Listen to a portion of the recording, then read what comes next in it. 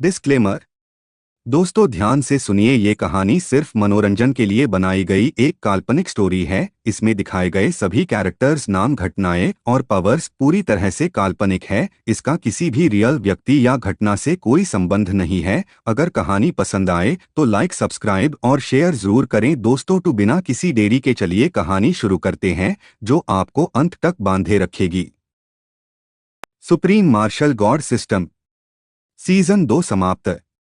Episode 81 से 100। पत्थर का विशाल रक्षक अपनी भारी तलवार को जमीन पर पटकते ही पूरा गुप्त कक्ष जोर से कांप उठा। ऊपर से धूल और छोटे छोटे पत्थर गिरने लगे। उसकी लाल आंखें सीधे कार्तिक पर टिकी थीं। उसने गूंजती हुई आवाज में कहा, जो सिंह रक्त का उत्तराधिकारी नहीं है, वह यहीं समाप्त होगा। कार्तिक ने अपनी तलवार धीरे से आगे की और शांत आवाज में बोला, अगर यही परीक्षा है तो मैं तैयार हूं। तभी सिस्टम की आवाज आई, होस्ट सावधान, यह जीवित प्राणी नहीं बल्कि प्राचीन युद्ध रक्षक है। इसकी शक्ति आपकी वर्तमान शक्ति से अधिक है, लेकिन इसकी चाल पहले से तय होती है। कमजोरी खोजनी होगी। आदित्य ने तलवार घुमाते हुए कहा, भाई कमजोरी ढूंढना मेरा काम नहीं, मैं तो सीधा मारता हूँ। इतना कहकर वह दौड़ पड़ा और रक्षक के पैर पर जोरदार वार किया, लेकिन उसकी तलवार से सिर्फ चिंगारियां निकलीं। रक्षक को जैसे कोई फर्क ही नहीं पड़ा। अगले ही पल उसने आदित्य को एक हाथ से धक्का दिया और आदित्य कई कदम पीछे जाकर गिरा। उठते ही वह बोला, अरे ये तो सच में पत्थर का बना है, मैंने सोचा था नाम ही होगा। उसकी बात सुनकर अनन्या हंस पड़ी। हर बार बिना सोचे कूद पड़ते हो। आदित्य मुस्कुराया, अगर मैं नहीं कूदूंगा तो मजा कैसे आएगा। तभी रक्षक ने अपनी विशाल तलवार कार्तिक की तरफ घुमा दी। कार्तिक बिजली की तरह एक तरफ हट गया। तलवार जमीन में धंस गई और पूरा फर्श फट गया। कार्तिक ने मौका देखकर लगातार 3 वार किए, लेकिन हर वार पत्थर के शरीर से टकराकर वापस लौट गया। उसने मन ही मन कहा, इतना मजबूत। सिस्टम तुरंत बोला, होस्ट उसके शरीर पर नहीं, उसकी ऊर्जा पर हमला कीजिए। कार्तिक ने ध्यान से देखा तो रक्षक के सीने के बीच एक हल्की सुनहरी रोशनी चमक रही थी। उसने धीरे से कहा, यही इसका केंद्र है। लेकिन वहां तक पहुंचना आसान नहीं था। रक्षक लगातार हमले किए जा रहा था।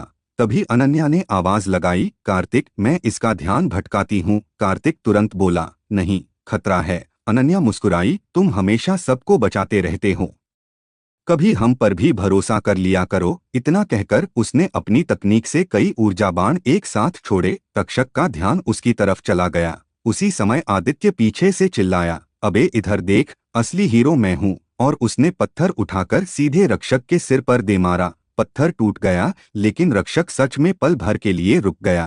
कार्तिक मुस्कुराया, बस यही मौका चाहिए था। उसने अपनी पूरी शक्ति तलवार में भर दी।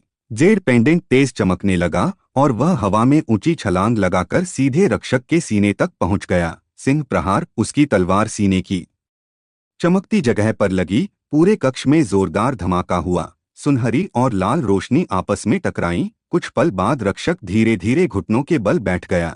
उसकी आंखों की लाल चमक बुझने लगी। उसने भारी आवाज में कहा, परीक्षा पूर्ण हुई, उत्तराधिकारी स्वीकार किया गया। इतना कहते ही उसका विशाल शरीर पत्थर बनकर बिखर गया। पूरे कक्ष में गहरा सन्नाटा छा गया। तभी सामने रखा पुराना लोहे का संदूक अपने आप खुलने लगा। उसके अंदर एक प्राचीन ग्रंथ, एक चमकता हुआ सुनहरा क्रिस्टल और एक मुड़ा हुआ पत्र रखा था। कार्तिक ने कांपते हाथों से वह पत्र उठाया। उस पर सिर्फ एक पंक्ति लिखी थी, बेटा कार्तिक, अगर तुम यहाँ तक पहुँच गए हो तो इसका मतलब है कि तुमने हमारी पहली परीक्षा पार कर ली है। कार्तिक की आंखें नम हो गईं। उसने धीरे से फुसफुसाया, पिताजी। और पूरे कक्ष में फिर से जेड पेंडेंट की सुनहरी रोशनी फैलने लगी। कार्तिक के हाथ हल्के हल्के कांप रहे थे। उसने उस पुराने पत्र को सीने से लगाया। कुछ पल तक उसकी आंखें बंद रहीं। पूरे गुप्त कक्ष में गहरा सन्नाटा था। आदित्य और अनन्या भी बिना कुछ बोले उसे देख रहे थे। आचार्य रुद्र धीरे से बोले, कार्तिक इसे पढ़ो। कार्तिक ने गहरी सांस ली और पत्र खोल दिया। उस पर साफ अक्षरों में लिखा था, बेटा कार्तिक, अगर यह पत्र तुम्हारे हाथ में है तो इसका मतलब तुमने अपनी पहली परीक्षा पार कर ली है। हमें पूरा विश्वास था कि एक दिन तुम यहाँ तक जरूर पहुँचोगे। जब तुम छोटे थे तब हमें मजबूर होकर तुमसे दूर जाना पड़ा। अगर हम तुम्हें अपने साथ रखते तो हमारे दुश्मन तुम्हें भी खत्म कर देते। इसलिए तुम्हें पृथ्वी लोक में सुरक्षित छोड़ना ही हमारा सबसे कठिन फैसला था। कभी यह मत सोचना कि हमने तुम्हें छोड़ दिया था। हर पल हमारी नजर तुम पर थी। यह पढ़ते पढ़ते कार्तिक की आंखें भर आईं। उसने धीरे से कहा, तो उन्होंने मुझे छोड़ा नहीं था। अनन्या उसके पास आई और बिना कुछ कहे उसके कंधे पर हाथ रख दिया। कार्तिक ने उसकी तरफ देखा और हल्की सी मुस्कान दे दी। आदित्य ने माहौल हल्का करने की कोशिश की, मतलब तेरे माँ बाप भी जानते थे कि तू बचपन से ही मुसीबतों का चुंबक है। कार्तिक हंस पड़ा, शायद इसलिए सिस्टम भी मुझे ही मिला। सबके चेहरे पर हल्की मुस्कान आ गई। फिर कार्तिक ने आगे पढ़ना शुरू किया। तुम्हारे गले का जेड पेंडेंट सिंह परिवार की सबसे बड़ी धरोहर है। जब इसका पहला रहस्य खुलेगा तो तुम्हें हमारी दुनिया आर्वण्य लोक का रास्ता मिल जाएगा। लेकिन अभी वहां मत आना। पहले खुद को इतना मजबूत बनाना कि कोई तुम्हें झुका न सके। तुम्हारे दुश्मन बहुत ताकतवर हैं और वे तुम्हारी हर चाल पर नजर रखे हुए हैं। तभी सिस्टम की आवाज गूंजी, पोस्ट पत्र में लिखी बातें सत्य पाई गई हैं। मिशन अपडेट, आर्वण्य लोक में प्रवेश से पहले पृथ्वी लोक की अंतिम परीक्षा पूरी करनी होगी। कार्तिक ने पत्र मोड़कर सावधानी से रख लिया। फिर उसकी नजर संदूक में रखे सुनहरे क्रिस्टल पर गई। जैसे ही उसने उसे हाथ में उठाया, पूरा कक्ष सुनहरी रोशनी से भर गया। उसके सामने हवा में कई पुराने दृश्य दिखाई देने लगे। एक विशाल महल, सफेद वस्त्र पहने योद्धा, आसमान में उड़ते विशाल आध्यात्मिक जीव, फिर एक भयंकर युद्ध और आखिर में एक आदमी जिसने छोटे से कार्तिक को गोद में उठाकर उसके गले में जेड पेंडेंट पहनाया। वह मुस्कुराकर बोला, मजबूत बनना बेटा, हम फिर मिलेंगे। दृश्य खत्म होते ही कार्तिक की आंखों से एक आंसू निकल पड़ा। उसने तुरंत उसे पोंछ दिया। आदित्य ने धीरे से पूछा, क्या देखा? कार्तिक ने शांत आवाज में कहा, मैंने अपने पिता को देखा। पूरे कक्ष में कुछ पल के लिए कोई कुछ नहीं बोला। तभी अचानक गुप्त कक्ष जोर जोर से कांपने लगा। ऊपर से पत्थर गिरने लगे। आचार्य रुद्र ने तुरंत कहा, यह जगह टूट रही है, सब बाहर चलो। चारों तेजी से सीढ़ियों की तरफ दौड़ पड़े। पीछे पूरा कक्ष धीरे धीरे ढहने लगा। जैसे ही वे बाहर निकले, गुप्त रास्ता पूरी तरह बंद हो गया। आदित्य ने लंबी सांस छोड़ते हुए कहा, बस 5 पल और रुक जाते तो हमेशा के लिए अंदर ही रह जाते। अनन्या मुस्कुराकर बोली, पहली बार तुम्हारी बात सही निकली। आदित्य गर्व से बोला, मेरी बातें अक्सर सही होती हैं, लोग मानते देर से हैं। तभी कार्तिक के हाथ में पकड़ा सुनहरा क्रिस्टल अपने आप हवा में उठा और उसकी रोशनी सीधा आश्रम के पीछे खड़े पुराने पहाड़ की तरफ जाने लगी। सिस्टम की आवाज फिर सुनाई दी, होस्ट, अगला सुराग मिल गया है। पृथ्वी लोक की अंतिम विरासत उसी पहाड़ के भीतर छिपी है। वहां पहुंचने के बाद आपकी किस्मत हमेशा के लिए बदल जाएगी। कार्तिक ने उस चमकती रोशनी को देखते हुए मुट्ठी कस ली और उसके चेहरे पर पहले से भी ज्यादा आत्मविश्वास लौट आया। कार्तिक काफी देर तक उस सुनहरी रोशनी को देखता रहा जो आश्रम के पीछे वाले पुराने पहाड़ की तरफ इशारा कर रही थी। उसके मन में एक ही बात घूम रही थी कि शायद उसके परिवार का अगला राज अब ज्यादा दूर नहीं है। तभी आदित्य ने उसके कंधे पर हाथ रखा और बोला, चल भाई, पूरी रात ऐसे ही खड़ा रहेगा क्या? सुबह होने वाली है। कार्तिक हल्का सा मुस्कुराया, चलते हैं। चारों वापस आश्रम की तरफ बढ़ने लगे। रास्ते में हल्की ठंडी हवा चल रही थी। कई शिष्य जाग चुके थे और रात की लड़ाई के बाद आश्रम की सफाई कर रहे थे। एक छोटा शिष्य दौड़कर कार्तिक के पास आया और बोला, भैया आप ठीक तो हैं ना? कार्तिक उसके सिर पर हाथ फेरते हुए बोला, मैं बिल्कुल ठीक हूँ, तुम अपनी दवा समय पर लेना। छोटा शिष्य खुशी से सिर हिलाकर भाग गया। यह देखकर अनन्या मुस्कुराई और बोली, सब तुम्हें अपना बड़ा भाई मानने लगे हैं। आदित्य तुरंत बोला, और मुझे? अनन्या हंसते हुए बोली, तुम्हें देखकर सबको शरारत याद आती है। आदित्य ने नकली गुस्सा दिखाया, बहुत गलत बात है। कार्तिक हंस पड़ा। कई दिनों बाद उसके चेहरे पर दिल से निकली मुस्कान दिखाई दे रही थी। तभी सिस्टम की आवाज सुनाई दी, होस्ट, लगातार युद्ध के कारण शरीर थका हुआ है, कुछ समय विश्राम करना उचित रहेगा। कार्तिक ने मन ही मन कहा, ठीक है, लेकिन ज्यादा देर नहीं। सुबह होते ही आचार्य रुद्र ने सभी शिष्यों को सभा में बुलाया। उन्होंने कहा, कल रात जो हुआ उसके बाद हमें और सावधान रहना होगा। दुश्मन हार कर गया है लेकिन खत्म नहीं हुआ। सभी गंभीर हो गए। तभी एक प्रहरी तेजी से दौड़ता हुआ आया और बोला, आचार्य, पहाड़ के पास अजीब रोशनी दिखाई दे रही है।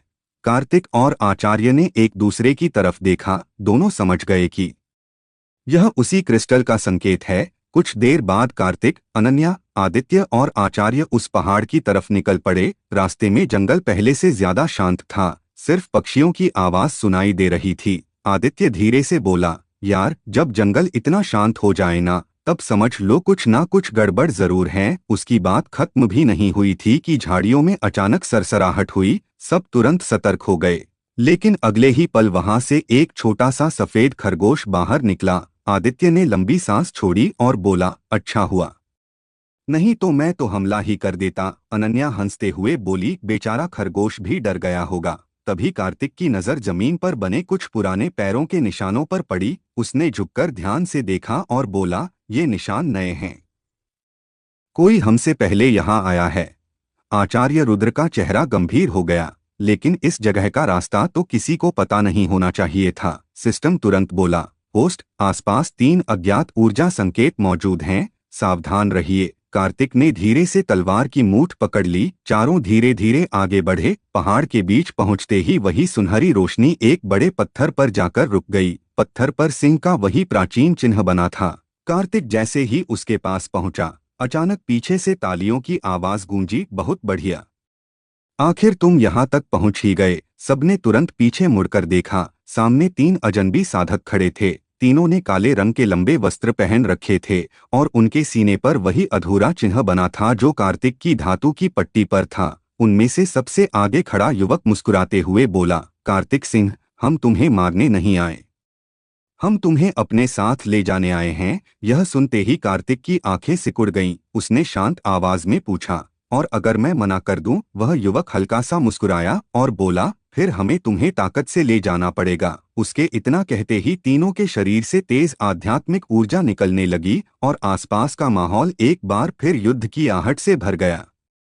कार्तिक उन तीनों अजनबी साधकों को ध्यान से देखता रहा। उनके चेहरे पर घमंड साफ दिखाई दे रहा था, लेकिन कार्तिक के चेहरे पर कोई डर नहीं था। उसने धीरे से अपनी तलवार निकाली और बोला, अगर साथ चलना ही होता तो तुम लोग इस तरह छिपकर इंतजार नहीं करते। सामने खड़ा युवक हल्का सा हंस पड़ा और बोला, तुम सच में अपने पिता की तरह बात करते हो। यह सुनते ही कार्तिक की आंखें तेज हो गईं। उसने एक कदम आगे बढ़ते हुए कहा, मेरे परिवार का नाम अपनी जुबान पर मत लाना। तभी दूसरा साधक बोला, गुस्सा छोड़ो, तुम्हें नहीं पता तुम किससे बात कर रहे हो। आदित्य तुरंत आगे आया और बोला, हमें भी नहीं पता तुम कौन हो, लेकिन 5 मिनट में पता चल जाएगा कि तुम कितनी मार खा सकते हो। अनन्या अपनी हंसी रोक नहीं पाई। तीनों अजनबी एक पल के लिए आदित्य को घूरने लगे। तभी सबसे पीछे खड़ा साधक बोला, पहले इस मस्खरे को खत्म करते हैं। आदित्य ने मुस्कुराकर कहा, अरे वाह, मेरे फैन तो पहले से ही मिल गए। अगले ही पल वह साधक बिजली की रफ्तार से आदित्य पर टूट पड़ा, लेकिन आदित्य पहले से तैयार था। उसने तलवार घुमाकर हमला रोक लिया। दोनों की तलवारें टकराईं और जोरदार आवाज पूरे पहाड़ में गूंज उठी। उसी समय सामने वाला युवक सीधे कार्तिक की तरफ बढ़ा। उसने हाथ उठाया और हवा में कई ऊर्जा भाले बना दिए। भाले तीर की तरह कार्तिक की तरफ दौड़े। कार्तिक ने तेजी से कदम बदले। एक एक करके सभी हमलों से बच गया। फिर उसने अपनी तलवार से एक तेज वार किया। युवक पीछे हट गया, लेकिन उसके चेहरे की मुस्कान गायब हो चुकी थी। उसने मन ही मन सोचा, इसकी ताकत रिपोर्ट से कहीं ज्यादा है। तभी तीसरा साधक अनन्या की तरफ बढ़ा। अनन्या ने बिना घबराए अपनी तकनीक चलाई। चारों तरफ नीली ऊर्जा फैल गई और उसके बनाए ऊर्जा बाण एक साथ दुश्मन की तरफ बढ़े। दोनों के बीच तेज लड़ाई शुरू हो गई। आचार्य रुद्र भी खाली नहीं खड़े रहे। उन्होंने अपने सामने रक्षा कवच बना दिया ताकि कोई हमला बाकी शिष्यों तक न पहुंच सके। कार्तिक की नजर बार बार उस युवक पर थी जो बार बार उसके जेड पेंडेंट को देख रहा था। तभी उसने मुस्कुराकर कहा, हमें पेंडेंट दे दो, लड़ाई यहीं खत्म हो जाएगी। कार्तिक ने बिना देर किए जवाब दिया, पहले मुझे हराकर दिखाओ। अगले ही पल दोनों की तलवारें फिर टकराईं, इस बार इतनी ताकत से कि आसपास की चट्टानों में दरारें पड़ गईं। सिस्टम की आवाज कार्तिक के मन में गूंजी, होस्ट, सामने वाला साधक पृथ्वी लोक के उच्च स्तर का है, लेकिन उसकी ऊर्जा अस्थिर है। लंबे युद्ध में वह कमजोर पड़ेगा। कार्तिक के होठों पर हल्की मुस्कान आ गई। उसने जानबूझकर लड़ाई की गति बढ़ा दी। लगातार वार होने लगे। युवक पहली बार पीछे हटने लगा। उधर आदित्य ने अपने प्रतिद्वंद्वी को जोरदार लात मारकर एक पेड़ से टकरा दिया और हंसते हुए बोला, अभी तो वार्म अप चल रहा है भाई। इतना सुनते ही अनन्या भी मुस्कुरा दी। लेकिन उसी पल पहाड़ के अंदर से जोरदार कंपन महसूस हुआ। सबका ध्यान कुछ पल के लिए बंट गया। सामने बना सिंह वाला पत्थर अपने आप चमकने लगा। उसके बीच एक पतली दरार उभरी और वहां से सुनहरी रोशनी बाहर निकलने लगी। तीनों अजनबी साधकों के चेहरे अचानक बदल गए। सामने वाला युवक घबराकर बोला, नहीं, विरासत का द्वार अभी नहीं खुलना चाहिए, जल्दी उसे रोको। यह सुनते ही कार्तिक समझ गया कि उसके दुश्मन भी इस जगह के असली रहस्य से डरते हैं। उसने पूरी ताकत से एक वार किया। युवक कई कदम पीछे जा गिरा और कार्तिक बिना समय गवाए सीधे उस चमकते हुए पत्थर की तरफ दौड़ पड़ा। तभी पत्थर की दरार और बड़ी हो गई और उसके अंदर से एक रहस्यमयी आवाज पूरे पहाड़ में गूंज उठी, आखिरकार सिंह वंश का उत्तराधिकारी आ ही गया।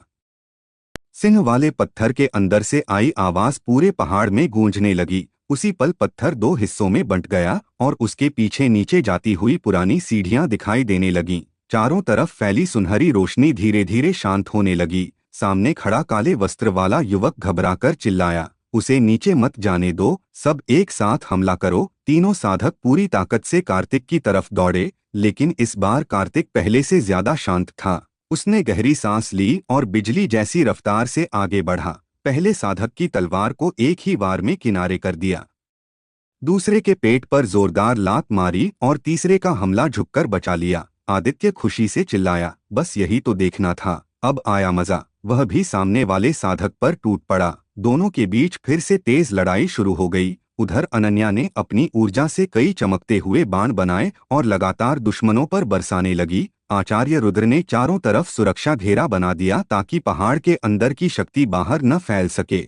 सामने वाला युवक गुस्से से बोला, तुम लोग नहीं जानते यह विरासत कितनी खतरनाक है। कार्तिक ने बिना रुके जवाब दिया, जो अपने परिवार की सच्चाई खोज रहा हो उसे डराने की कोशिश मत करो। यह सुनकर युवक का चेहरा बदल गया। उसने अपनी हथेली से काले रंग की ऊर्जा निकाली और सीधा कार्तिक की तरफ फेंकी, लेकिन जैसे ही वह ऊर्जा जेड पेंडेंट के पास पहुंची, पेंडेंट अपने आप चमक उठा और काली ऊर्जा हवा में ही खत्म हो गई। तीनों साधक हैरान रह गए। सिस्टम ने तुरंत सूचना दी, होस्ट, जेड पेंडेंट ने शत्रु की अंधकार ऊर्जा को निष्क्रिय कर दिया है। यह देखकर कार्तिक ने मौका नहीं गंवाया। उसने तेज गति से आगे बढ़कर सामने वाले युवक की तलवार उड़ा दी और उसकी गर्दन पर अपनी तलवार रख दी। युवक पहली बार डर गया। तभी पीछे से आदित्य हंसते हुए बोला, अब बोल, साथ कौन जाएगा, तू या हम? अनन्या अपनी हंसी नहीं रोक पाई, लेकिन उसी समय घायल युवक मुस्कुराने लगा। उसने धीरे से कहा, तुम लोग देर कर चुके हो, हमारा काम तो सिर्फ तुम्हें यहाँ तक लाना था। यह सुनते ही पहाड़ के अंदर से फिर जोरदार कंपन हुआ। सीढ़ियों के नीचे से नीली रोशनी आसमान की तरफ उठी और पूरे इलाके में फैल गई। सिस्टम की आवाज आई, होस्ट, विरासत का पहला द्वार पूरी तरह खुल चुका है, लेकिन उसी के साथ आपकी शक्ति का संकेत बहुत दूर तक पहुंच गया है। अब पृथ्वी लोक के असली दुश्मनों को भी आपके जागने की खबर मिल चुकी है। कार्तिक ने सीढ़ियों की तरफ देखा, फिर अपने साथियों की तरफ मुस्कुराकर बोला, अब पीछे मुड़ने का सवाल ही नहीं उठता। चलो देखते हैं नीचे हमारा इंतजार कौन कर रहा है। इतना कहकर वह सबसे आगे सीढ़ियों की तरफ बढ़ गया और बाकी तीनों बिना एक पल गवाए उसके पीछे चल पड़े। जबकि दूर एक ऊंची पहाड़ी पर खड़ा एक रहस्यमयी व्यक्ति यह सब देख रहा था और उसके चेहरे पर हल्की मुस्कान फैल चुकी थी। कार्तिक सबसे आगे सीढ़ियां उतरने लगा। उसके पीछे अनन्या, आदित्य और आचार्य रुद्र भी सावधानी से नीचे बढ़ रहे थे। जितना नीचे जाते उतनी ही ठंडी हवा महसूस होने लगी। दीवारों पर बने पुराने सिंहों के चित्र हल्की सुनहरी रोशनी छोड़ रहे थे। आदित्य धीरे से बोला, यार, यहाँ तो ऐसा लग रहा है जैसे हजारों साल से कोई आया ही नहीं। अनन्या मुस्कुराकर बोली, तुम हर जगह बातें करना बंद नहीं कर सकते क्या? आदित्य हंसते हुए बोला, अगर मैं चुप हो गया तो डर लगने लगेगा। कार्तिक हल्का सा मुस्कुराया, लेकिन उसकी नजर लगातार आगे थी। तभी सिस्टम ने सूचना दी, होस्ट, आगे एक शक्तिशाली ऊर्जा स्रोत मौजूद है, सावधानी से आगे बढ़िए। कुछ ही देर बाद चारों एक विशाल गोल कक्ष में पहुंचे। वहां बीचों बीच पत्थर का एक ऊंचा स्तंभ था जिसके ऊपर एक सुनहरी अंगूठी रखी हुई थी और उसके चारों तरफ कई पुराने हथियार जमीन में गड़े हुए थे। कार्तिक जैसे ही एक कदम आगे बढ़ा, पूरा कक्ष कांप उठा और स्तंभ के सामने नीली रोशनी से एक पारदर्शी वृद्ध प्रकट हुआ। उसने कार्तिक को ध्यान से देखा और शांत आवाज में बोला, आखिर सिंह वंश का उत्तराधिकारी यहाँ तक पहुँच ही गया। आचार्य रुद्र सम्मान से झुक गए। कार्तिक ने पूछा, आप कौन हैं? वृद्ध मुस्कुराया और बोला, मैं इस विरासत का रक्षक हूँ। मेरा शरीर बहुत पहले समाप्त हो चुका है, अब केवल मेरी चेतना बची है। तुम्हारे भीतर सिंह वंश का रक्त जाग चुका है, इसलिए यह स्थान तुम्हें स्वीकार कर चुका है। तभी आदित्य धीरे से अनन्या के कान में बोला, हर गुप्त जगह पर कोई न कोई बाबा मिल ही जाते हैं। अनन्या हंसी रोकते हुए बोली, धीरे बोलो, सुन लेंगे। तभी वृद्ध ने उनकी तरफ देखकर मुस्कुरा दिया। आदित्य तुरंत सीधा खड़ा हो गया और बोला, मैं तो मजाक कर रहा था। वृद्ध हल्का सा हंसा और बोला, मजाक करने वाले लोग बुरे नहीं होते। फिर उसने कार्तिक की तरफ देखा और कहा, विरासत लेने से पहले तुम्हें एक आखिरी परीक्षा देनी होगी। यह परीक्षा ताकत की नहीं बल्कि विश्वास की होगी। अगर तुम सफल हुए तो तुम्हें ऐसी शक्ति मिलेगी जो तुम्हें पृथ्वी लोक के सबसे शक्तिशाली युवाओं में खड़ा कर देगी, लेकिन अगर असफल हुए तो यह विरासत हमेशा के लिए बंद हो जाएगी। पूरा कक्ष एक बार फिर सुनहरी रोशनी से भर गया और कार्तिक ने बिना एक पल सोचे दृढ़ आवाज में कहा, मैं हर परीक्षा देने के लिए तैयार हूँ। कार्तिक के इतना कहते ही पूरे कक्ष में फैली सुनहरी रोशनी धीरे धीरे उसके चारों तरफ घूमने लगी। पत्थर के स्तंभ पर रखी सुनहरी अंगूठी हल्का हल्का चमकने लगी। वृद्ध रक्षक ने हाथ उठाया तो जमीन पर बना एक विशाल गोल निशान जगमगा उठा। उसने शांत स्वर में कहा, इस घेरे के अंदर कदम रखते ही परीक्षा शुरू हो जाएगी। बीच में बाहर निकले तो असफल माने जाओगे। कार्तिक ने बिना हिचकिचाए आगे बढ़कर घेरे के अंदर कदम रख दिया। अगले ही पल उसके आसपास का पूरा दृश्य बदल गया। उसे लगा जैसे वह फिर से अपने कॉलेज के दिनों में पहुंच गया हो। वही पुराना हॉस्टल, वही दोस्त, वही साधारण जिंदगी। सामने से उसकी छोटी उम्र का रूप दौड़ता हुआ आया और हंसने लगा। कुछ ही दूरी पर उसके माता पिता भी दिखाई दिए। दोनों मुस्कुरा रहे थे। कार्तिक एक पल के लिए ठिठक गया। उसकी आंखें नम हो गईं। तभी उसके पिता जैसे दिखने वाले व्यक्ति ने हाथ बढ़ाकर कहा, बस हमारे साथ चलो, सब दुख खत्म हो जाएंगे। उसी समय सिस्टम की हल्की आवाज उसके मन में गूंजी, होस्ट, जो दिख रहा है उस पर भरोसा मत कीजिए। यह परीक्षा आपके मन की सबसे बड़ी इच्छा को सामने ला रही है। कार्तिक ने गहरी सांस ली। उसने अपने माता पिता की तरफ देखा और धीरे से बोला, अगर आप सच में मेरे अपने होते तो मुझे आगे बढ़ने से कभी नहीं रोकते। इतना कहते ही पूरा दृश्य कांच की तरह टूटने लगा। चारों तरफ तेज रोशनी फैल गई और वह फिर उसी गुप्त कक्ष में खड़ा था। वृद्ध रक्षक के चेहरे पर संतोष भरी मुस्कान थी। उसने कहा, बहुत कम लोग इस परीक्षा में अपने दिल पर काबू रख पाते हैं। तुम सफल हुए हो। आदित्य खुशी से उछल पड़ा और बोला, मुझे पहले से पता था मेरा भाई पास ही होगा। अनन्या मुस्कुराकर बोली, तुम्हें तो हर चीज पहले से पता होती है। आदित्य सिर खुजलाते हुए बोला, कभी कभी अंदाजा सही भी निकल जाता है। सबके चेहरे पर हल्की मुस्कान आ गई। तभी पत्थर के स्तंभ पर रखी सुनहरी अंगूठी अपने आप हवा में उठी और धीरे धीरे उड़ते हुए सीधे कार्तिक के सामने आकर रुक गई। उसी समय पूरा कक्ष एक बार फिर तेज रोशनी से भर उठा और विरासत का अगला रहस्य खुलने लगा। सुनहरी अंगूठी धीरे धीरे हवा में घूमती हुई कार्तिक के दाहिने हाथ की उंगली में अपने आप पहन गई। जैसे ही अंगूठी ने उसे स्वीकार किया वैसे ही उसके शरीर में गर्म ऊर्जा की तेज लहर दौड़ गई। उसकी आंखें कुछ पल के लिए सुनहरी चमकने लगीं। पूरे कक्ष में हल्का कंपन महसूस होने लगा। आदित्य ने हैरानी से कहा, भाई, तेरे आसपास तो सच में राजा वाली फील आ रही है। अनन्या मुस्कुराकर बोली, पहली बार तेरी बात सही लग रही है। कार्तिक ने अपनी मुट्ठी बंद की तो उसे महसूस हुआ कि उसकी आध्यात्मिक शक्ति पहले से कहीं ज्यादा स्थिर और मजबूत हो गई है। तभी सिस्टम की आवाज सुनाई दी, होस्ट को सिंह विरासत की प्रथम मुहर प्राप्त हुई। साधना में बड़ी वृद्धि हुई। नई युद्ध तकनीक सिंह गर्जना सक्रिय हुई। कार्तिक ने मन ही मन सोचा, अभी इसे आजमाने का समय नहीं है। तभी वृद्ध रक्षक संतोष से बोला, यह अंगूठी सिर्फ शक्ति नहीं देती, खतरे के समय तुम्हें सही रास्ता भी दिखाएगी। लेकिन इसकी पूरी ताकत तभी खुलेगी जब तुम अपने परिवार से दोबारा मिलोगे। यह सुनकर कार्तिक की आंखों में उम्मीद की चमक आ गई। तभी पूरे कक्ष में अचानक तेज कंपन शुरू हो गया। दीवारों की दरारें बढ़ने लगीं। आचार्य रुद्र तुरंत बोले, विरासत मिल चुकी है, अब यहाँ से निकलना होगा। चारों तेजी से बाहर की तरफ बढ़े। जैसे ही वे सीढ़ियां चढ़कर बाहर पहुंचे, पीछे का पूरा गुप्त मार्ग पत्थरों के नीचे दब गया। आदित्य ने लंबी सांस लेते हुए कहा, लगता है यह जगह अपना काम पूरा करके हमेशा के लिए बंद हो गई। तभी दूर आसमान में 3 काली परछाइयां तेजी से उनकी तरफ बढ़ती दिखाई दीं। अनन्या ने ऊपर देखते हुए कहा, लगता है मुसीबत हमारा पीछा छोड़ने वाली नहीं है। कार्तिक ने अपनी नई अंगूठी पर एक नजर डाली, फिर तलवार संभालते हुए मुस्कुराया और बोला, कोई बात नहीं, अब हम भी पहले वाले नहीं रहे। कार्तिक ने आसमान की तरफ देखा। तीनों काली परछाइयां कुछ ही पल में उनके सामने उतर गईं। इस बार उनके कपड़े पहले वाले साधकों से अलग थे और उनकी आंखों में अजीब सी लाल चमक थी। उनमें से एक आगे बढ़ा और बोला, आखिर तुम्हें विरासत मिल ही गई, अब वह अंगूठी हमारे हवाले कर दो। आदित्य तुरंत हंस पड़ा और बोला, अरे भाई, आते ही मांगने लग गए, नमस्ते तो कर लेते। दूसरा आदमी गुस्से से उसकी तरफ बढ़ा, लेकिन कार्तिक बीच में आ गया। उसने शांत आवाज में कहा, अगर अंगूठी चाहिए तो पहले मुझे हराना होगा। इतना सुनते ही सामने वाला आदमी मुस्कुराया और बिजली जैसी रफ्तार से हमला कर दिया। कार्तिक ने तलवार से वार रोक लिया। दोनों की टक्कर से तेज ऊर्जा चारों तरफ फैल गई। उधर अनन्या ने एक साथ कई ऊर्जा बाण छोड़े, जिनसे बाकी दोनों दुश्मन पीछे हट गए। आदित्य भी मौका देखकर एक बड़े पत्थर पर चढ़ गया और हंसते हुए बोला, नीचे देखकर लड़ना, वरना फिर मत कहना कि बताया नहीं। इतना कहकर उसने ऊपर से छलांग लगाई और सीधे दुश्मन के कंधे पर जोरदार लात मार दी।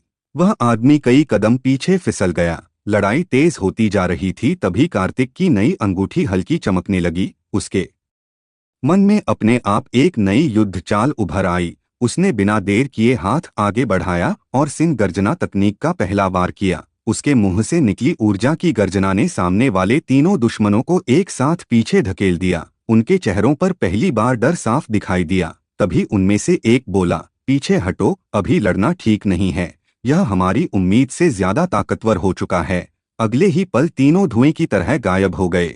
आदित्य ने इधर उधर देखकर कहा, अरे भाग गए, अभी तो मजा आना शुरू हुआ था। अनन्या हंस पड़ी। आचार्य रुद्र ने कार्तिक की तरफ देखा और बोले, बेटा, अब साफ है कि तुम्हारे दुश्मन हर कदम पर तुम्हारा इंतजार कर रहे हैं। कार्तिक ने अपनी तलवार म्यान में रखी और दूर पहाड़ों की तरफ देखते हुए कहा, जितने भी आएंगे एक एक करके सबका सामना करूंगा, क्योंकि अब मैं सिर्फ अपने लिए नहीं, अपने परिवार की सच्चाई के लिए भी लड़ रहा हूं।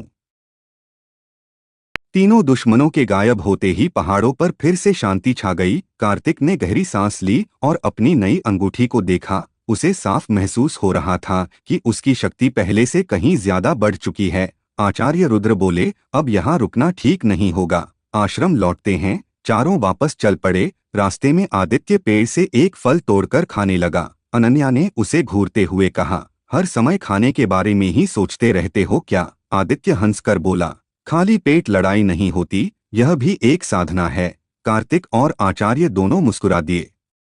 काफी दिनों बाद सबके बीच हल्का माहौल बना था। तभी कार्तिक का जेड पेंडेंट हल्का हल्का चमकने लगा। उसने तुरंत उसे हाथ में लिया। पेंडेंट की रोशनी बार बार उत्तर दिशा की तरफ इशारा कर रही थी। कार्तिक धीरे से बोला, लगता है अगला सुराग मिल गया। आचार्य रुद्र ने गंभीर होकर कहा, उत्तर दिशा में पुराने पर्वतों के पार एक प्राचीन नगर के खंडहर हैं। बहुत कम लोग वहां से जिंदा लौटे हैं। अनन्या बिना डरे बोली, अगर सच्चाई वही है तो हमें जाना ही होगा। आदित्य ने मुस्कुराकर कहा, जहां कार्तिक जाएगा मैं भी वहीं जाऊंगा, लेकिन इस बार खाने का सामान ज्यादा लेकर चलेंगे। सब हंस पड़े। तभी सिस्टम की आवाज कार्तिक के मन में गूंजी, नया मिशन प्राप्त हुआ। प्राचीन नगर के खंडहरों तक पहुंचिए और सिंह वंश से जुड़ा दूसरा संकेत खोजिए। सफलता पर विशेष पुरस्कार मिलेगा। कार्तिक ने मन ही मन मिशन स्वीकार किया। तभी दूर जंगल की तरफ से मदद के लिए किसी लड़की की तेज आवाज सुनाई दी। चारों तुरंत रुक गए। कार्तिक ने बिना एक पल गवाए उस दिशा में दौड़ लगा दी और बाकी तीनों भी उसके पीछे तेजी से बढ़ गए। उन्हें बिल्कुल अंदाजा नहीं था कि यह पुकार उन्हें एक ऐसे इंसान से मिलाने वाली है जो आगे चलकर उनकी जिंदगी का अहम हिस्सा बनने वाला था। कार्तिक बिना देर किए आवाज की दिशा में दौड़ पड़ा। अनन्या, आदित्य और आचार्य रुद्र भी उसके पीछे तेजी से बढ़ने लगे। कुछ ही देर में वे जंगल के बीच एक खुले मैदान में पहुंचे, जहां 5 नकाबपोश साधक एक लड़की को चारों तरफ से घेर कर खड़े थे। लड़की की उम्र लगभग कार्तिक जितनी ही थी। उसके हाथ में तलवार थी, लेकिन वह घायल होने की वजह से ठीक से लड़ नहीं पा रही थी। एक नकाबपोश हंसते हुए बोला, अब भाग कर दिखाओ। लड़की ने गुस्से में तलवार उठाई, लेकिन तभी उसका संतुलन बिगड़ गया। उसी पल कार्तिक बिजली की रफ्तार से बीच में पहुंचा और एक ही वार में दुश्मन की तलवार हवा में उड़ा दी। बाकी 4 साधक चौंक गए। उनमें से एक बोला, फिर से वही लड़का, लगता है आज किस्मत खराब है। आदित्य हंसते हुए बोला, तुम्हारी नहीं, हमारी अच्छी है, रोज नए नए दुश्मन मिल जाते हैं। इतना सुनते ही सबकी लड़ाई शुरू हो गई। अनन्या ने अपनी ऊर्जा से 2 साधकों को पीछे धकेल दिया। आचार्य रुद्र ने तीसरे का हमला रोक लिया। कार्तिक सीधे सबसे ताकतवर दुश्मन से भिड़ गया। दोनों की तलवारें लगातार टकराने लगीं। कुछ ही वारों में कार्तिक ने मौका देखकर उसकी छाती पर जोरदार प्रहार किया। वह कई कदम पीछे गिर पड़ा। बाकी नकाबपोशों ने एक दूसरे की तरफ देखा और तुरंत पीछे हटने लगे। जाते जाते उनमें से एक बोला, यह खत्म नहीं हुआ है, हम फिर मिलेंगे। कुछ ही पल में वे सब जंगल के अंदर गायब हो गए। लड़की ने राहत की सांस ली और धीरे से बोली, अगर आप लोग समय पर नहीं आते तो शायद मैं बच नहीं पाती। कार्तिक ने मुस्कुराकर कहा, अब सब ठीक है, पहले बैठकर आराम करो। अनन्या ने अपने थैले से औषधि निकालकर उसके हाथ के घाव पर लगा दी। लड़की ने धन्यवाद कहा तो आदित्य मुस्कुराकर बोला, धन्यवाद बाद में देना, पहले बताओ ये लोग तुम्हारे पीछे क्यों पड़े थे। लड़की कुछ पल चुप रही, फिर उसने धीरे से अपनी गर्दन में पहना हुआ एक छोटा सा चांदी का लॉकेट बाहर निकाला। उसे देखते ही कार्तिक के जेड पेंडेंट में हल्की चमक होने लगी। सिस्टम की आवाज उसके मन में गूंजी, होस्ट, इस लॉकेट में उसी प्राचीन शक्ति की आभा है जो आपके जेड पेंडेंट से जुड़ी हुई है। कार्तिक की नजर उस लॉकेट पर टिक गई और उसे महसूस हुआ कि उसके परिवार की तलाश अब एक नए मोड़ पर पहुंच चुकी है। कार्तिक की नजर उस चांदी के लॉकेट पर टिक गई। उसी समय उसका जेड पेंडेंट भी हल्का हल्का चमकने लगा। दोनों के बीच जैसे कोई अनदेखा संबंध बन गया हो। लड़की ने हैरानी से पूछा, तुम्हारे पास भी ऐसा ही चिन्ह कैसे है। कार्तिक ने धीरे से कहा, यही सवाल मैं भी तुमसे पूछना चाहता हूँ। कुछ पल दोनों एक दूसरे को देखते रहे। फिर लड़की ने गहरी सांस लेकर कहा, मेरा नाम ईशिता है, बचपन से यह लॉकेट मेरे पास है। मेरे गुरु ने बस इतना कहा था कि एक दिन इसकी असली पहचान खुद मेरे सामने आएगी। यह सुनते ही कार्तिक के मन में कई सवाल उठने लगे। आदित्य धीरे से उसके पास आया और मुस्कुराकर बोला, भाई, लगता है जहां भी जाते हैं वहां कोई नया राज हमारा इंतजार करता रहता है। अनन्या हंसते हुए बोली, और तुम हर बार सबसे पहले मजाक करने पहुंच जाते हो। आदित्य ने सिर खुजलाते हुए कहा, क्या करूं, माहौल हल्का रखना भी तो जरूरी है। सबके चेहरे पर हल्की मुस्कान आ गई। तभी आचार्य रुद्र ने ईशिता से पूछा, वे नकाबपोश तुम्हारे पीछे क्यों पड़े थे। ईशिता का चेहरा गंभीर हो गया। उसने कहा, वे लोग इस लॉकेट को छीनना चाहते हैं। पिछले कई महीनों से मेरा पीछा कर रहे हैं। मैंने कई जगह छिपने की कोशिश की, लेकिन हर बार वे मुझे ढूंढ लेते हैं। कार्तिक ने बिना सोचे कहा, अब तुम अकेली नहीं हो। जब तक हम साथ हैं कोई तुम्हें हाथ भी नहीं लगा सकता। ईशिता ने पहली बार राहत की मुस्कान दी। तभी सिस्टम की आवाज कार्तिक के मन में गूंजी, होस्ट, नई सहयोगी की पहचान सफल। इस व्यक्ति का भविष्य आपके जीवन और सिंह वंश के रहस्य से गहराई से जुड़ा है। सुरक्षा स्तर बढ़ाइए। कार्तिक ने मन ही मन मिशन स्वीकार किया। तभी जेड पेंडेंट और ईशिता का लॉकेट एक साथ तेज चमकने लगे। दोनों की रोशनी मिलकर हवा में एक सुनहरा नक्शा बनाने लगी। उस नक्शे में उत्तर दिशा के पहाड़ों के बीच एक छिपी हुई जगह चमक रही थी। आचार्य रुद्र ने आश्चर्य से कहा, यह वही प्राचीन नगर है जिसके बारे में मैंने बताया था। कार्तिक ने नक्शे को ध्यान से देखा और दृढ़ आवाज में कहा, अब अगला कदम साफ है, हमें वहीं जाना होगा, क्योंकि लगता है मेरे परिवार की सच्चाई अब ज्यादा दूर नहीं है। सुनहरा नक्शा कुछ पल तक हवा में चमकता रहा, फिर धीरे धीरे गायब हो गया। कार्तिक ने उस दिशा को अपने मन में अच्छी तरह याद कर लिया। आचार्य रुद्र बोले, अगर हमें प्राचीन नगर तक पहुंचना है तो आज ही निकलना होगा, क्योंकि वहां का रास्ता रात में और भी खतरनाक हो जाता है। सबने सहमति में सिर हिलाया और जंगल के रास्ते आगे बढ़ने लगे। चलते चलते ईशिता थोड़ी धीमी पड़ गई। उसके घाव की वजह से उसे तकलीफ हो रही थी।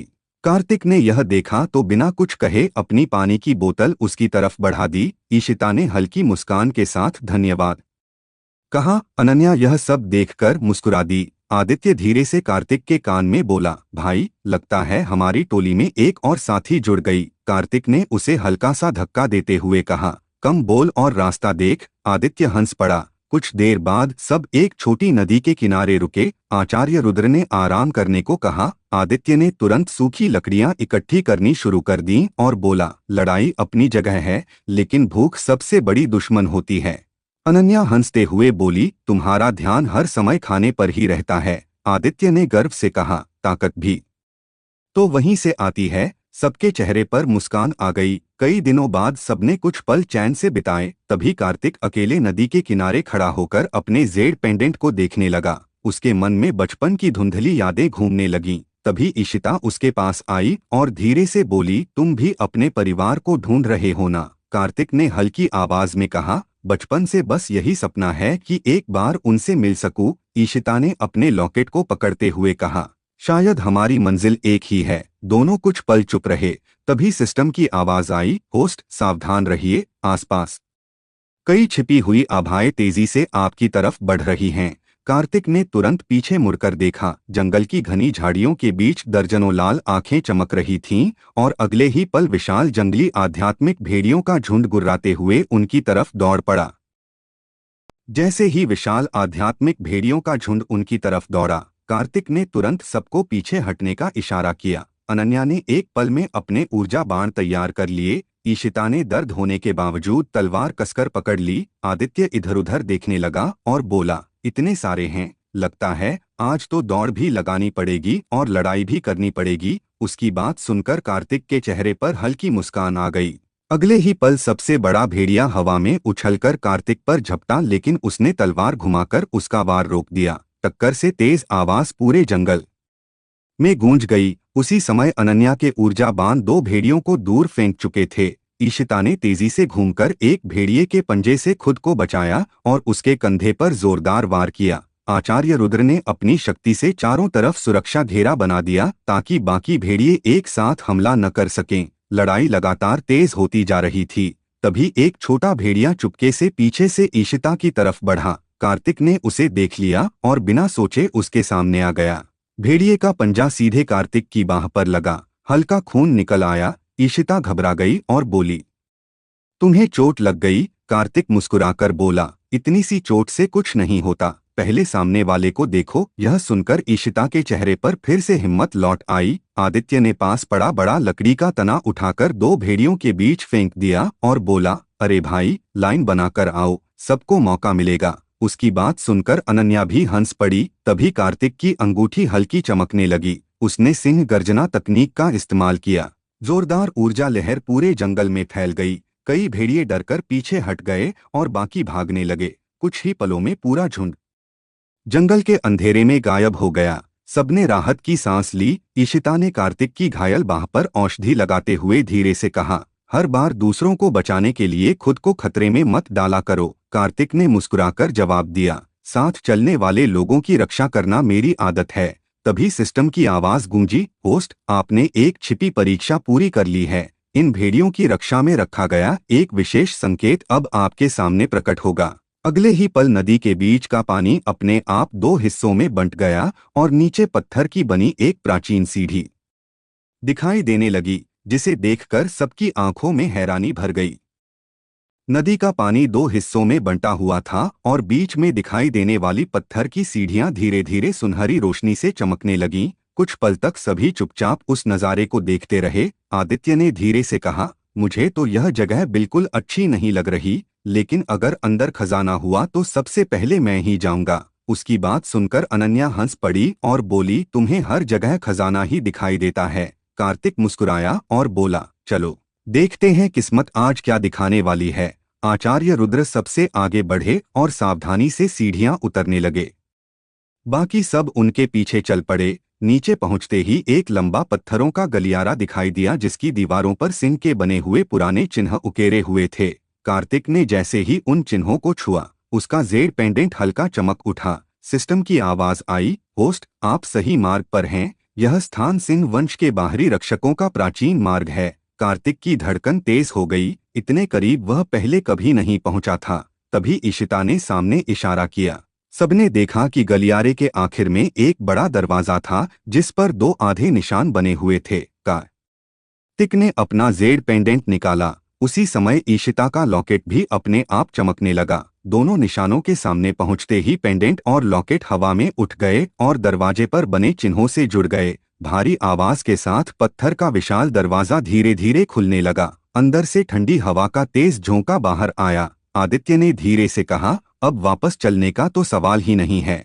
कार्तिक ने सिर हिलाया और सब अंदर पहुंच गए।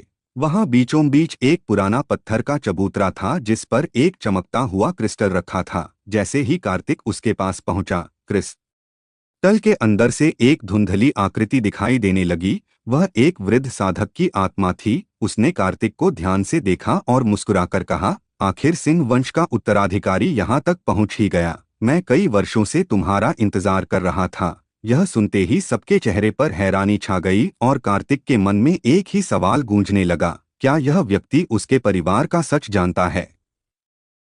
वृद्ध साधक की आत्मा को देखकर पूरे कक्ष में सन्नाटा छा गया। कार्तिक कुछ कदम आगे बढ़ा और शांत आवाज में बोला, अगर आप सच जानते हैं तो कृपया मुझे बताइए, मेरा परिवार कहाँ है? मैं बचपन से उन्हें ढूंढ रहा हूँ। वृद्ध ने उसकी आंखों में देखा और हल्की मुस्कान के साथ कहा, धैर्य रखो पुत्र, हर उत्तर एक साथ नहीं मिलता। पहले यह जान लो कि तुम्हारे माता पिता ने तुम्हें छोड़ा नहीं था बल्कि तुम्हें बचाया था। यह सुनते ही कार्तिक के भीतर जैसे तूफान उठ गया। उसके मन में बचपन की धुंधली यादें फिर से घूमने लगीं। अनन्या ने उसकी तरफ देखा तो उसे पहली बार कार्तिक की आंखों में दर्द साफ दिखाई दिया। वह धीरे से उसके पास आकर खड़ी हो गई, बिना कुछ कहे बस उसके कंधे पर हाथ रख दिया। कार्तिक ने उसकी तरफ देखा और हल्का सा मुस्कुरा दिया। तभी आदित्य धीरे से बोला, भाई अब तो आधी कहानी खुल ही गई, बाकी भी जल्दी बता दीजिए बाबा, नहीं तो मेरी जिज्ञासा ही मुझे मार देगी। उसकी बात सुनकर ईशिता और अनन्या दोनों हंस पड़ी। माहौल थोड़ा हल्का हो गया। वृद्ध भी मुस्कुराए और बोले, तुम्हारा यह मित्र कठिन समय में भी मुस्कान लाना जानता है। ऐसे साथी बहुत कम मिलते हैं। आदित्य गर्व से सीना चौड़ा करके बोला, आखिर मैं हूं ही खास। तभी अनन्या ने उसके सिर पर हल्की चपत लगा दी और सब फिर मुस्कुरा दिए। वृद्ध ने अपना हाथ उठाया तो हवा में कई चमकती तस्वीरें दिखाई देने लगीं। उनमें एक छोटा बच्चा दिखाई दिया जिसके गले में वही जेड पेंडेंट था। उसके साथ एक पुरुष और एक महिला खड़े थे जिनके चेहरों पर प्यार साफ झलक रहा था। कार्तिक की सांसें तेज हो गईं, उसकी आंखें नम हो गईं। वह धीरे से बोला, क्या ये मेरे माता पिता हैं? वृद्ध ने सिर हिलाया और कहा, हाँ, लेकिन अभी उनसे मिलने का समय नहीं आया है। वे जीवित हैं और एक ऐसे स्थान पर हैं जहां साधारण व्यक्ति पहुंच भी नहीं सकता। तुम्हें पहले अपनी शक्ति बढ़ानी होगी। तभी सिस्टम की आवाज कार्तिक के मन में गूंजी, होस्ट, नया मुख्य मिशन प्राप्त हुआ। सिंह वंश के गुप्त द्वार तक पहुंचने के लिए अगले साधना स्तर को प्राप्त करें। विशेष पुरस्कार, प्राचीन सिंह रक्तरेखा का पहला जागरण। यह सुनते ही कार्तिक की आंखों में फिर से दृढ़ता लौट आई। उसने मुट्ठी बांधकर कहा, चाहे जितनी कठिन राह हो, मैं अपने परिवार तक जरूर पहुंचूंगा। तभी पूरे कक्ष में जोरदार कंपन होने लगा। पत्थर की दीवारों पर बनी मुहरें एक एक करके टूटने लगीं और वृद्ध साधक का चेहरा अचानक गंभीर हो गया। उन्होंने तेज आवाज में कहा, सावधान, किसी ने इस गुप्त स्थान की मुहर तोड़ दी है। असली दुश्मन यहाँ पहुंच चुका है।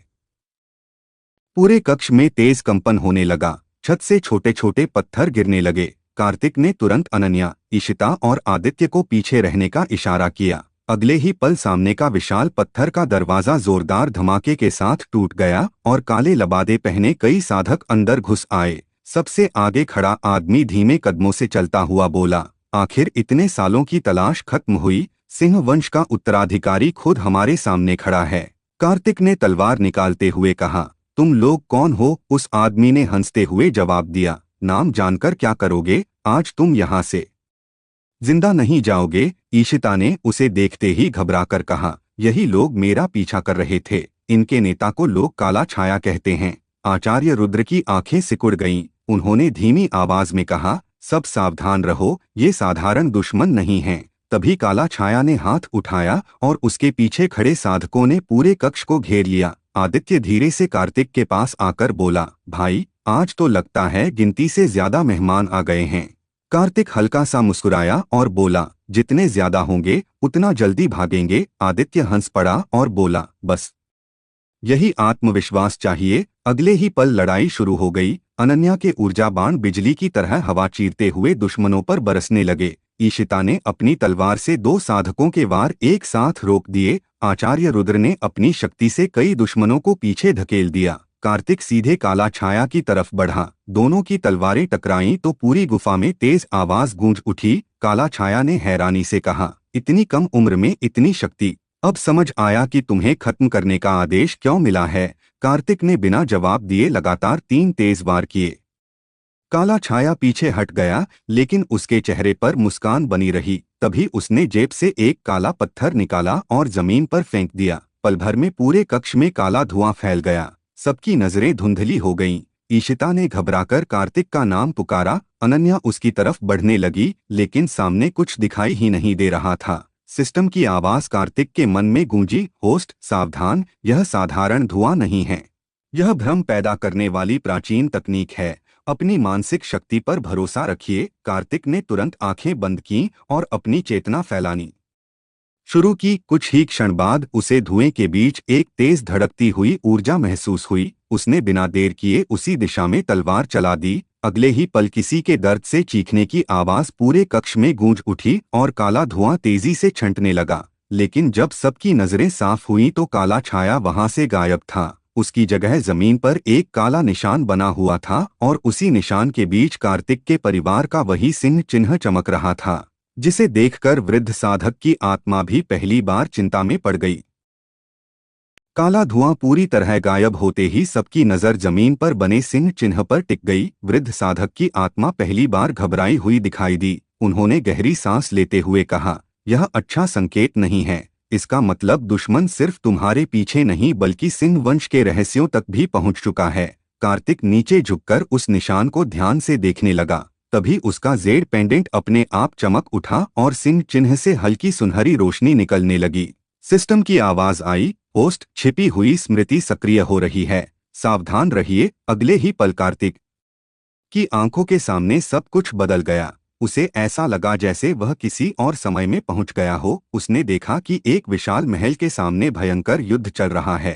चारों तरफ आग लगी हुई है, सैकड़ों साधक लड़ रहे हैं। उसी भीड़ में एक आदमी ने छोटे से बच्चे को अपनी गोद में उठाया हुआ था और उसके गले में वही जेड पेंडेंट पहना रहा था। पास खड़ी एक महिला की आंखों में आंसू थे, लेकिन चेहरे पर हिम्मत थी। उसने बच्चे के माथे को चूमकर कहा, बेटा, एक दिन तुम जरूर लौटोगे। दृश्य अचानक टूट गया। कार्तिक की आंखें खुली तो उसकी सांसें तेज चल रही थीं। अनन्या तुरंत उसके पास आई और बोली, क्या हुआ, तुम ठीक हो ना? कार्तिक ने धीरे से सिर हिलाया और कहा, मैंने उन्हें देखा, मुझे अपने माता पिता की झलक दिखाई दी। ईशिता खुशी से बोली, इसका मतलब तुम सही रास्ते पर हो। तभी आदित्य ने आसपास देखते हुए कहा, भाई, भावुक होने का समय बाद में रखना। मुझे लग रहा है यह जगह अभी और कोई खेल दिखाने वाली है। उसकी बात खत्म होते ही पूरा चबूतरा कांपने लगा।